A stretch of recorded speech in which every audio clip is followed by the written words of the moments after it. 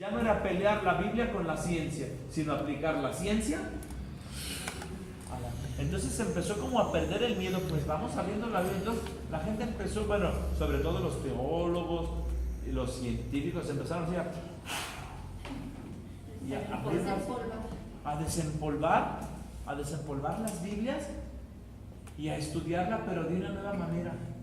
Y empezaron a descubrir tantas cosas. Fíjense, por un lado fue el avance de la ciencia, por otro lado el descubrimiento de muchos escritos de la escritura, pero también escritos de los santos padres.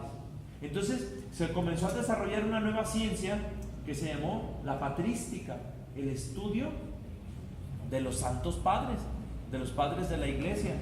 Entonces comenzaron a juntarse las dos cosas. A ver, ¿qué decía San Agustín sobre el Evangelio de Juan? Vamos a comparar lo que decía San Agustín con lo que decía, por ejemplo, San Gregorio. Mira, es que ellos coinciden en esto, y una nueva manera de acercarse a la Biblia. Bueno, ya vamos a los santos padres, ahora vamos a la Biblia en sí misma. Y comenzaron entonces a acercarse a la Biblia. Entonces fue el movimiento bíblico, el movimiento patrístico, y también otro movimiento, el movimiento no telúrico, el movimiento litúrgico. Pablo VI fue antes. No. Pablo VI, ya a mediados del siglo XX, todos estos movimientos, estos tres movimientos, ¿cuáles le dije? Movimiento patrístico, es decir, un nuevo estudio ¿de quién? De los padres de la iglesia. El movimiento bíblico, un nuevo acercamiento a la Biblia. Y también el movimiento litúrgico, una nueva manera de acercarse a las fuentes originales de la liturgia. Todo esto fue creciendo ya después de la segunda mitad, ya en la segunda mitad del siglo XX. Todo esto apareció de una manera vigorosa en el Concilio Vaticano II. No creen que el concilio inventó los estudios bíblicos, y el concilio tampoco inventó así que ahora vamos a celebrar la misa de esta manera. No, sino que al concilio llegó todo esto y al concilio le dio herramientas.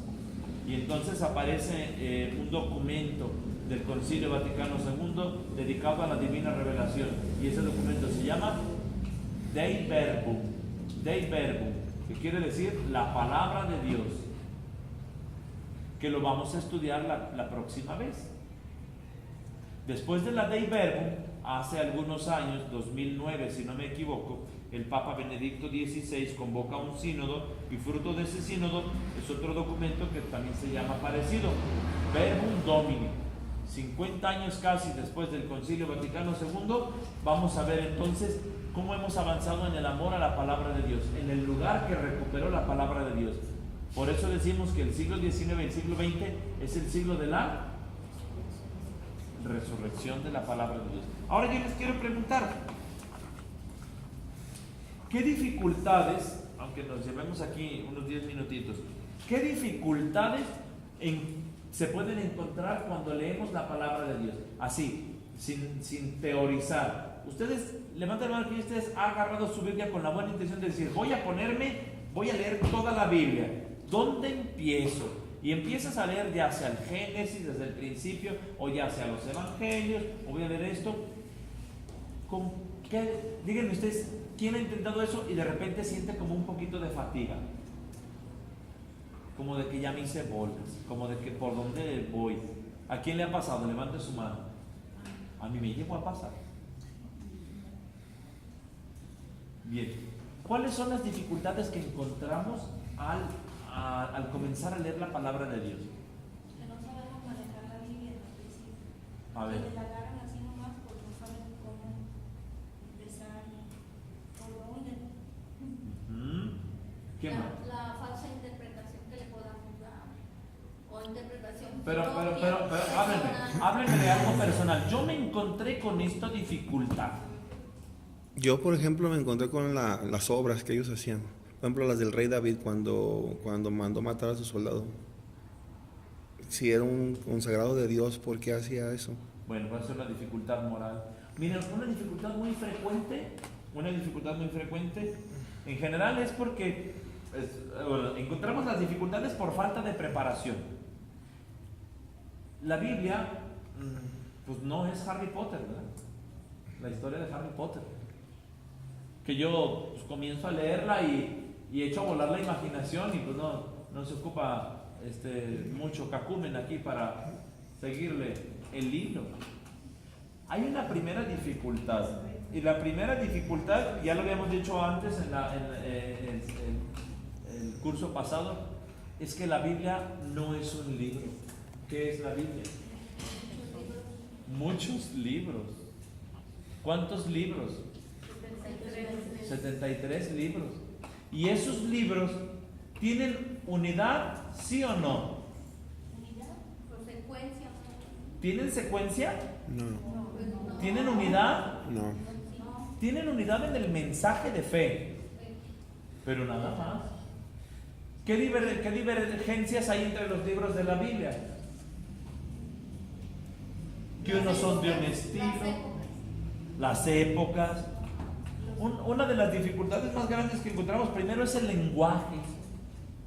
El lenguaje. Cuando no comprendemos el lenguaje, ¿por qué no comprendemos el lenguaje? Porque está dicho a otras personas de aquellos tiempos. Exacto, de aquellas- porque la Biblia fue escrita con el lenguaje que tenía la persona de un tiempo determinado, con una cultura determinada. Voy a poner un ejemplo concreto, algo que no han entendido los hermanos separados. Cuando dice, aquí afuera están tu madre y tus hermanos.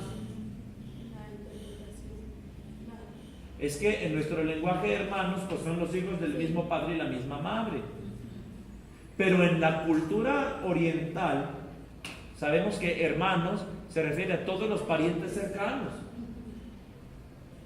Por citar un ejemplo. Por citar un Y el ejemplo. otro es de que las edades. Que fulano tenía 180 años. El modo de contar el tiempo. El modo de contar el tiempo es distinto. El lenguaje, miren, hay otro ejemplo. Dice, por ejemplo, en el libro de los Reyes, en el libro de Samuel, perdón, dice que Samuel entró a una cueva a cubrirse los pies. A cubrirse los pies. Ponle pausa. Sí.